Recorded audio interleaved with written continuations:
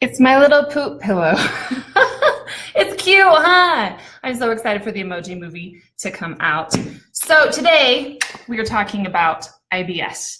And did you know it's the #1 reason that people miss work? #1 reason for worker absenteeism. So we're going to talk about it. We're going to talk about the whole foods way. We're going to talk about the real natural way. And this is a training, so thank you for being here. I have 5 things to teach you. So if this is of interest to you, if this is going to be helpful to you, I definitely would love for you to click that share button, share this with somebody else who can benefit. So all of the free trainings I do here at Body Buddies are to truly help you have a better life. Who am I? I'm Kristy Jo. I am the creator of Body Buddies. I'm author of The Power Foods Lifestyle.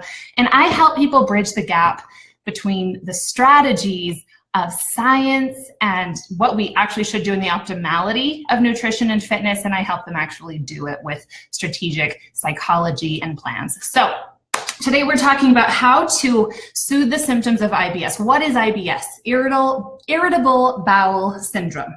So if you experience IBS, you have to, #1, realize this is not a disease, okay? This basically is a label that people put on inflammation of the gut wall, the digestive system. So 7 to 10% of Americans are going to deal with irritable bowel syndrome at some time in their life. So it is, while there are absolutely cases where we have to be super aggressive, the good news is I have seen in what I do here at Body Buddies, I've seen so many people improve and they're just like, thank you. And, you know, sometimes like Crohn's disease, even these absolutely are going to apply to you as well. So definitely take some notes, 5 things you can do to start soothe these symptoms. I'm going to move quickly, so bear with me. Here we go. All right, #1 thing you can start to do is eat smaller, more frequent meals each day. So in the Power Foods Lifestyle, I teach you how to do 6 small meals. So we're talking breakfast, lunch, dinner, mid-morning, mid-afternoon, and a bedtime snack. No, you do not need to be afraid of eating before bed. You just need to eat the right things before bed. So what does this even mean? What does each meal look like? Well, you know, it's still a meal because there are 3 components that I teach you in the Power Foods Lifestyle to have in your meal. It's either going to be a protein-based food, vegetable, actually protein and veggie is the anchor of every meal, and then either a carbohydrate or a fat-based food. And so if you are working to follow that strategy, that's a huge step in the right direction. You're going to start getting, your digestive system is going to be able to process things easier, move it through quicker, and we're not going to get this big exorbitant amount of food in there that the digestive system is having a really hard time processing. So this is going to make a big difference. The #1 way to actually apply like the how of this I have seen in all of my coaching, what I do at Body Buddies, is #1, people need a plan. And I am happy to provide those plans. I have many resources. Today we're talking about the Power Foods Detox, which as you can see, you can go check it out here. For those of you who are familiar with Body Buddies, I have actually opened up Power Foods Detox to the public to do at any time. It's now no longer going to be just only limited to a certain amount of time. I've just gotten too many requests. So this is available at any time for you to do. And it is 10 days. So it's awesome. So that is going to be, you have to follow a plan that helps immensely in the preparation, having the meals ready to go. I don't want you living in the kitchen 6 meals a day. You need to have them prepped, ready to go.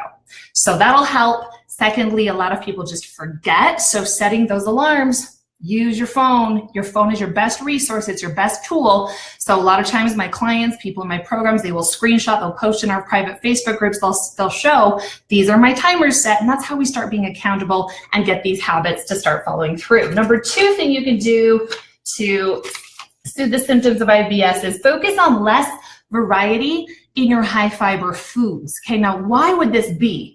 Well, first of all, let's talk about high fiber foods. A lot of those high fiber foods come from our carbohydrate family.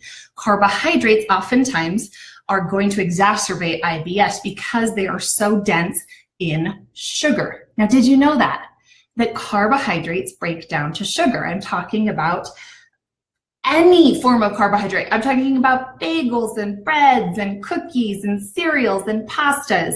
And if too much sugar comes in the system, we're going to exacerbate that inflammation, and continue experiencing the symptoms of IBS, which is not fun. I mean, you're experiencing abdominal pain, bloating, constipation, constantly going to the bathroom, never feeling clean. So, you know, this is actually a very important topic I am talking about. And, you know, a lot of people are like, oh, I don't want to talk about it. I'm going to talk about it so that you get some solutions.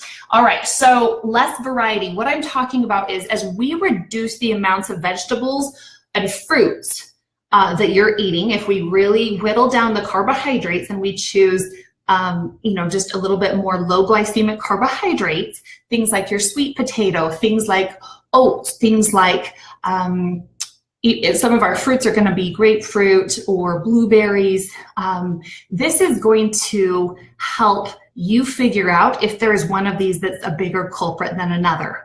Until you whittle down the amounts of foods you're eating and start to focus, you won't find solutions. You'll forever be in the dark, and you'll probably be like the people who, in surveys, there's over 300 different medications for IBS symptoms.